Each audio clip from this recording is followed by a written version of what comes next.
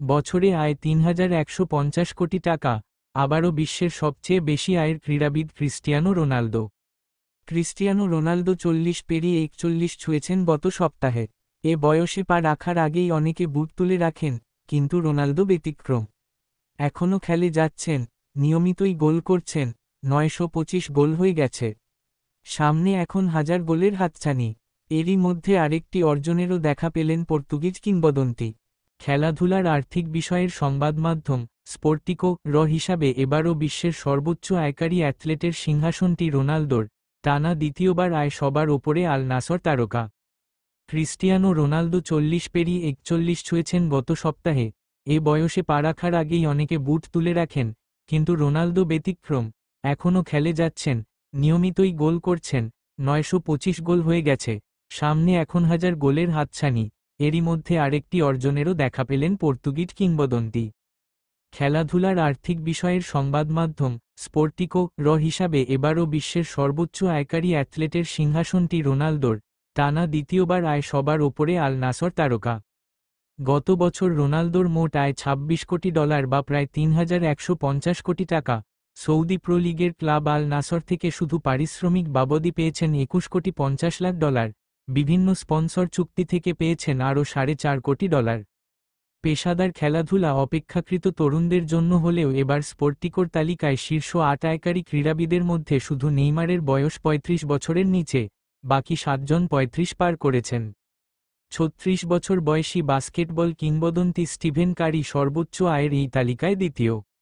Golden state ওয়ারিয়র্সের এই তারকা গত বছর পারিশ্রমিক বাবদ পেয়েছেন $৫ কোটি ৩৮ লাখ। বিভিন্ন স্পন্সর থেকে আয় করেছেন $১০ কোটি। সব মিলিয়ে গত বছর কারির মোট আয় $১৫ কোটি ৩৮ লাখ। অর্থাৎ শীর্ষ আয়কারী অ্যাথলেটদের মধ্যে রোনালদোর আয় বছরে অন্তত $২০ কোটি ছুঁয়েছে।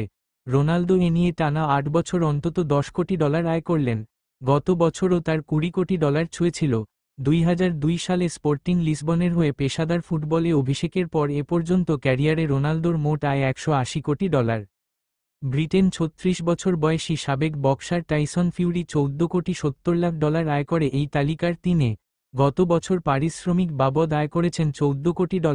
বাকি $৭০ লাখ আয় করেছেন স্পন্সর চুক্তি থেকে। ৩৭ বছর বয়সী ইন্টার মায়ামি তারকা লিওনেল মেসি গত বছর মোট $১৩ কোটি ৫০ লাখ আয় করে তালিকার ৪-এ। পারিশ্রমিক বাবদ $৬ কোটি এবং স্পন্সর চুক্তি থেকে $৭.৫ কোটি আয় করেছেন আর্জেন্টাইন কিংবদন্তি। $১৩ কোটি ৩২ লাখ আয় করে ৫-এ বাস্কেটবল কিংবদন্তি ৪০ বছর বয়সী লেব্রন জেমস। শীর্ষ ৫ জনের মধ্যে ফুটবলার ও বাস্কেটবল খেলোয়াড় ২ জন করে, অন্যজন বক্সার। শীর্ষ ১০ আয়কারীর মধ্যে ফুটবলারই সবচেয়ে বেশি, ৫ জন। বক্সার ও বাস্কেটবল খেলোয়াড় ২ জন করে ও গলফার ১ জন। সান্তোসে ফেরা নেইমার গত বছর $১৩ কোটি ৩০ লাখ আয় করে তালিকার ৬। আল ইত্তিহাদের ফরাসি তারকা করিম বেনজেমা $১১ কোটি ৬০ লাখ আয় করে ৮-এ। $১১ কোটি আয় করে ৯ রিয়াল মাদ্রিদের ফরাসি তারকা কিলিয়ান এমবাপ্পে। সব মিলিয়ে শীর্ষ ১০০ আয়কারী অ্যাথলেটদের মোট আয় $৬২০ কোটি। গত বছরের তুলনায় যা বেড়েছে শতকরা ১৪%। অবাক করা বিষয়, শীর্ষ ১০০ আয়কারী অ্যাথলেটের তালিকায় গত বছরের মতো এবারও কোনো নারী অ্যাথলেট জায়গা করে নিতে পারেননি। এই তালিকার ১০০তম ক্রীড়াবিদটি এনএফএলের দল মিনেসোটা ভাইকিংসের কোয়ার্টারব্যাক ড্যানিয়েল জেমস। $৩ কোটি ৭৫ লাখ গত বছর আয় করেন জেমস। গত বছরের তালিকায় ১০০তম অবস্থানে থাকা অ্যাথলেটের আয় ছিল $৩ কোটি ২৫ লাখ। আর গত বছর $৩ কোটি ৪ লাখ আয় করে নারীদের মধ্যে সর্বোচ্চ আয়কারী অ্যাথলেট হয়েছিলেন টেনিস তারকা কোকো গফ।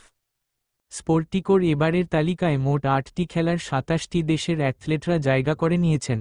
বেতন, বোনাস ও প্রাইজমানি মিলিয়ে এই তালিকায় অ্যাথলেটদের মোট আয় $৪৮০ কোটি।